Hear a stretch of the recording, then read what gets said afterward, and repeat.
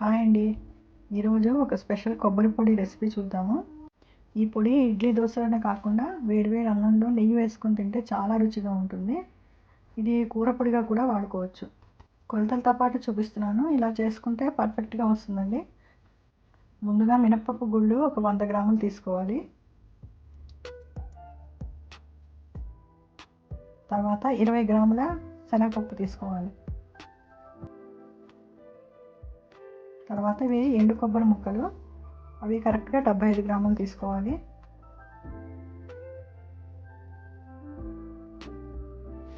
ఇవి ఎండు మిరపకాయలు, ఇవి బ్యాడిగి మిర్చి అంటారు. దీనిలో అంత కారం ఉండదండి. ఒకవేళ మీరు మామూలు మిరపకాయలు తీసుకునేట్టయితే దీనిలో సగం తీసుకుంటే సరిపోతుంది. ఇవి లెక్క ప్రకారం 19 మిరపకాయలు ఉన్నాయి.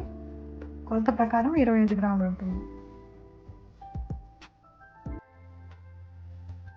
తర్వాత చింతపండు ఒక 5 నుండి 7 గ్రాములు తీసుకోవాలి, చిన్న నిమ్మకాయ అంత సైజు.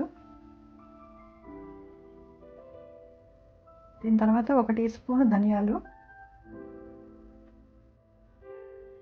ఒక 1/2 టీ స్పూన్ మెంతులు, తర్వాత ఒక 5 చిటికెళ్ళ ఇంగువ కావాలండి. ఇంతేనండి ఇవి కావాల్సిన సామాగ్రి. ముందుగా ప్యాన్ వేడి చేసుకొని లో ఫ్లేమ్లో పెట్టి మినపప్పు శనగపప్పు రెండు కలిపి దోరగా వేయించుకోవాలి. మంట మటుకు లో ఫ్లేమ్లోనే ఉంచాలండి. మెల్లగా కలుపుతూ ఉంటే దగ్గర సుమారు 5 నుంచి 7 నిమిషాల పాటు పడుతుంది. కొద్దిగా రంగు మారి మంచి సువాసన వస్తుంది.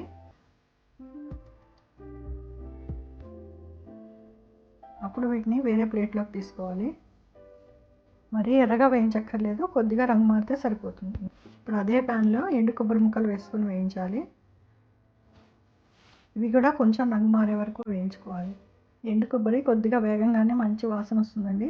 చివర్లో కొద్దిగా ఎర్రబడతాయి. అప్పుడు ఇవి తీసి వేరే ప్లేట్లోకి ట్రాన్స్ఫర్ చేసుకోవాలి. ఇప్పుడు ఎండుమిరపకాయలు వేయించుకోవాలి. ఇవి 1 నిమిషం పాటు వేయిస్తే సరిపోతుందండి. కొద్దిగా వేయించగానే క్రిస్పీగా అయిపోతాయి. అవి కూడా వేరే ప్లేట్లోకి ట్రాన్స్ఫర్ చేసుకోవాలి.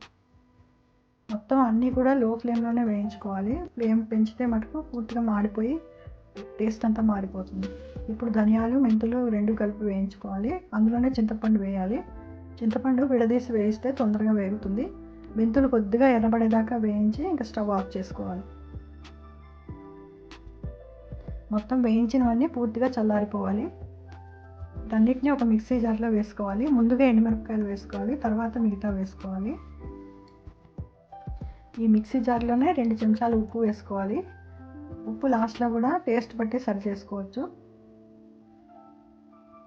ఇంకా ఫైనల్గా ఇంగువ వేసుకోవాలండి. సుమారు ఒక 1/2 చెంచా ఉంటుంది. ఇప్పుడు వీటన్నిటిని మరీ మెత్తగా కాకుండా కొంచెం కోర్సుగా గ్రైండ్ చేసుకోవాలి. ఇవ్వండి ఇలా గ్రైండ్ చేసుకోవాలి. గ్రైండ్ చేసుకున్న దాన్ని ఒకసారి ప్లేట్లోకి తీసుకుని బాగా కలుపుకోవాలి. ఎందుకంటే అక్కడక్కడ ఉండలు కట్టినట్టుగా ఉంటుంది. ఇదిగోండి కొబ్బరి పొడి రెడీ అయింది. ఈ పొడి అన్నంలో నెయ్యి వేసుకొని తింటే చాలా రుచిగా ఉంటుంది. ఎండాకాలం అసలు మనకి వేరే కూర కూడా చేసుకునే అవసరం ఉండదు. ఇది ఇడ్లీలోకి దోశల్లోకి కూడా చాలా బాగుంటుంది. ఏ కూరలో అయినా ఆఖరిని ఈ పొడి కొద్దిగా వేసుకొని తింపేస్తే చాలా రుచిగా ఉంటుంది. మీరు ట్రై చేసి చూడండి. వీడియో కనుక నచ్చితే లైక్ చేసి ఛానల్ సబ్స్క్రైబ్ చేయండి. Thanks for watching.